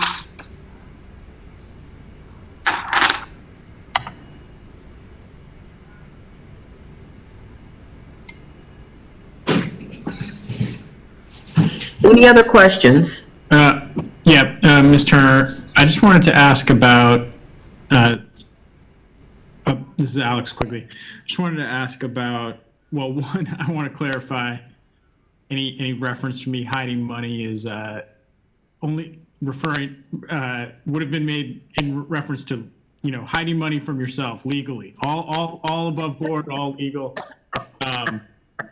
just put adding some extra money into that electricity line just to so you don't see it in the surplus or don't find yourself spending it thinking that you're going to spend it. Thanks for clarifying that, Alex. That's all I meant. If I ever said something to that effect, hiding it from yourself, essentially, so you don't overspend. I just I want to circle back to the EC component and just I think we talked a little bit about this at the last meeting and started to kind of dig into it more. And I was curious, could you just review for the board, what is the percent EC that you're expecting and how does that compare to the county? And what any thoughts you have on that?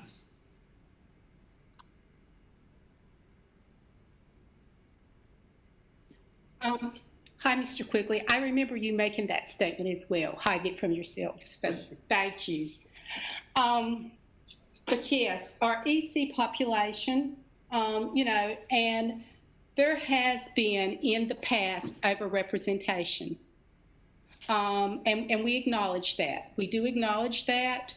But now there's also this ideal that sometimes children are labeled because of the different cultural experiences.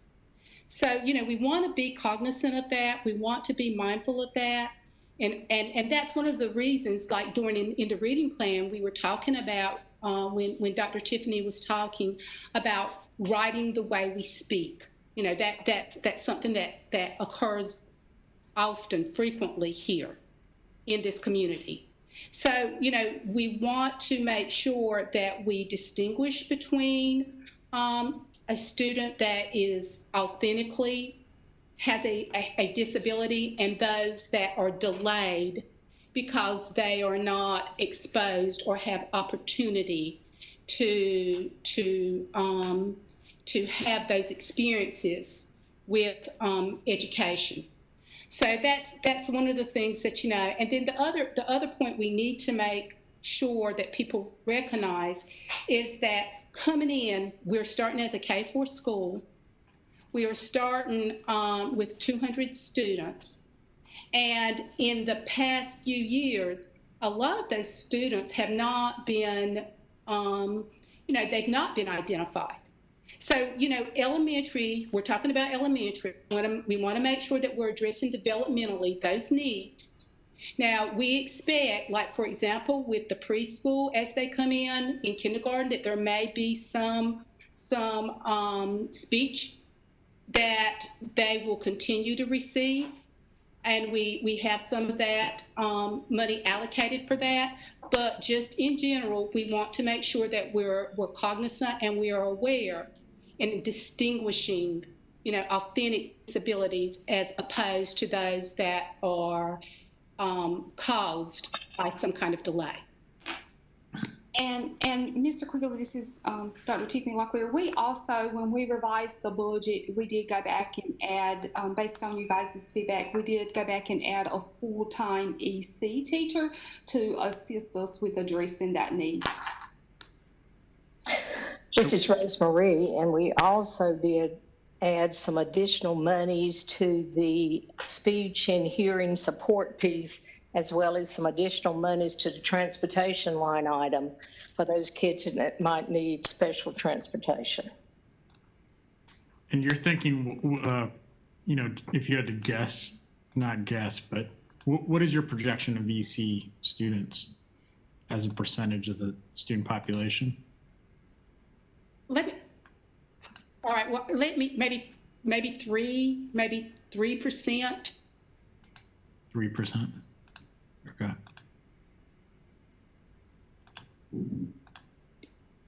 And do we know what the district's is?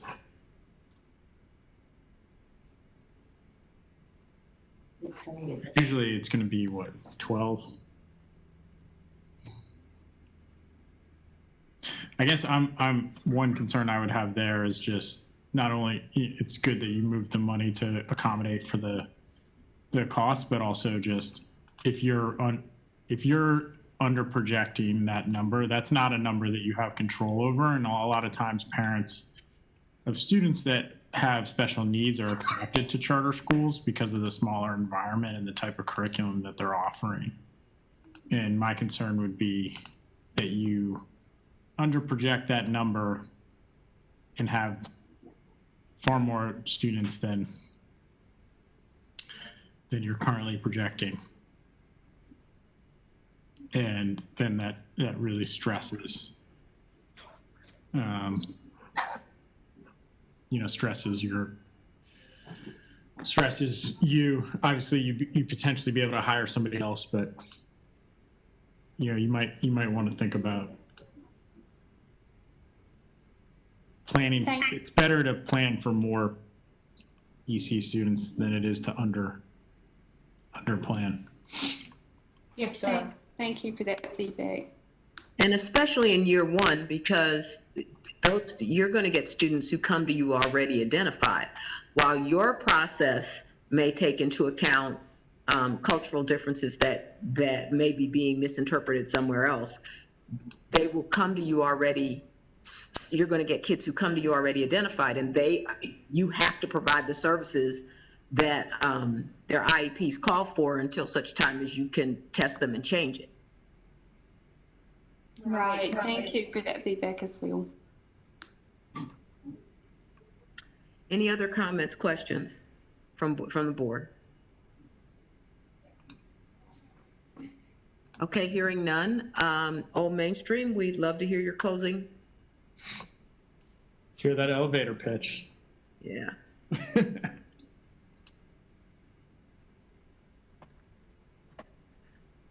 I would like to take a moment and introduce you to Old Mainstream Academy, the newest educational choice in our community. What does a healthy educational relationship that grows future leaders look like? It looks like Old Mainstream Academy, believing in and valuing our children. You can trust that when Old Mainstream Academy opens its doors in August 2021, we will personalize each child's educational experience. The special focus at our school is hands-on learning, which includes students taking the lead in solving a problem or answering a question, student-centered classrooms, which provide personalized small groups such as makerspace, where students can gather to create, invent, explore, and discover using a variety of tools and materials, and a high-quality reading program that includes phonetic instruction, decoding, and expanding vocabulary exercises. All students will explore, experiment, and take ownership of learning.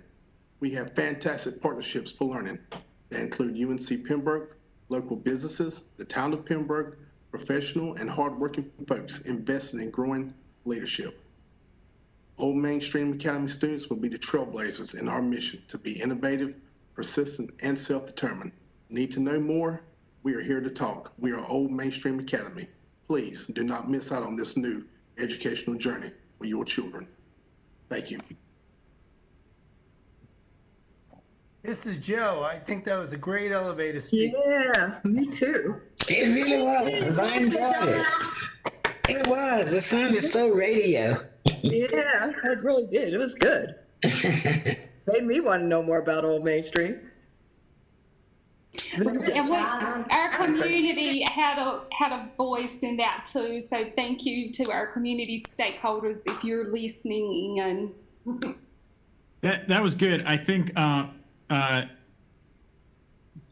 while we're on the topic, I think that from my feedback would be that parents, the other things that parents want to hear, and I really liked how you were able to, you clearly have talked about, and even in your opening PowerPoint, you were able to more clearly articulate your thinking around reading instruction, and then, just even boil it down to, some systematic phonics and whatnot, things that parents want to hear.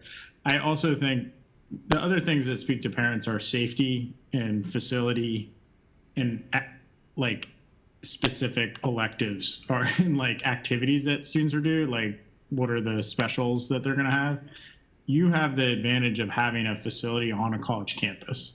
And I think that will probably speak to parents. So I think just saying, this, because especially when you're talking about this abstractive idea of a school that doesn't exist, naming and talking specifically about your facility, it's on a college campus, here's why it's safe, here's why it's going to be a great place for students to learn, we're going to be able to tap into all the resources there.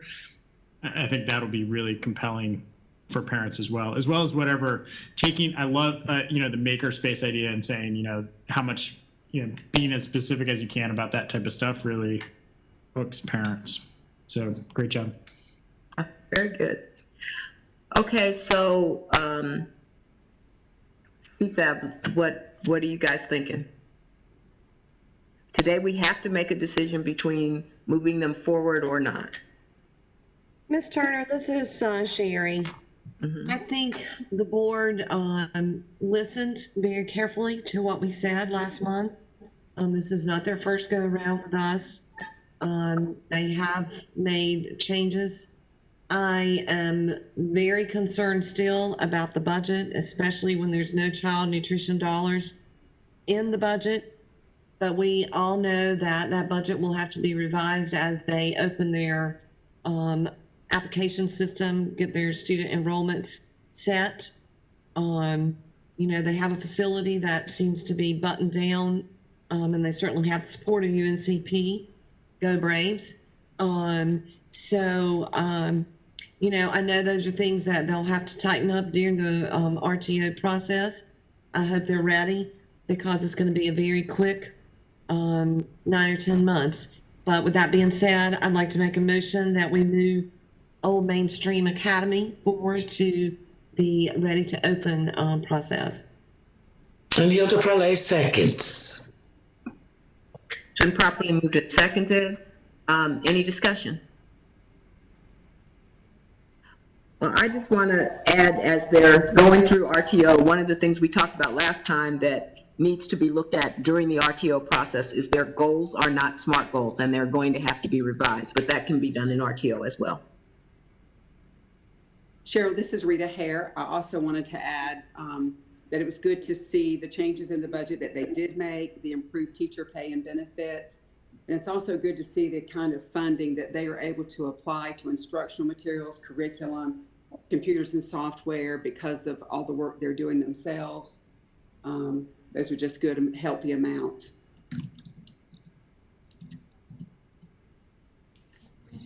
Okay, having been moved and seconded, can we get a roll call, Ashley, please? Yes. Jeanette Butterworth. Aye. Joel Ford. Aye. Bruce Friend. Aye. Rita Hare. Aye. Lynn Kroger. Aye. Hilda Parlay. Aye. Alex Quigley.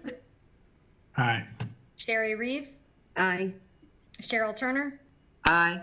Heather Van Cannon. Aye.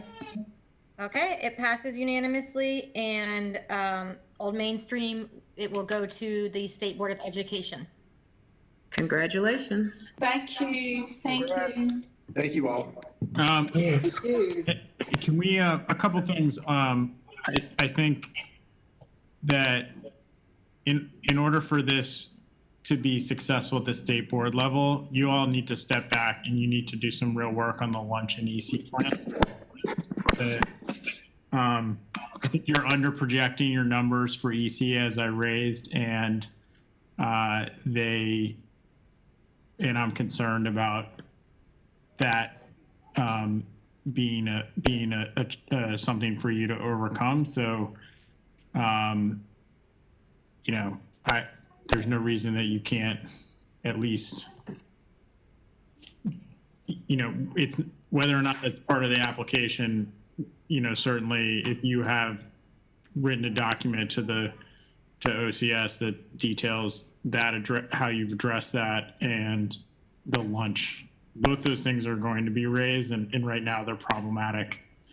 I'm supporting it because you've continued to adjust and take and get better over time. And what we've seen is that boards that do that are able to successfully open.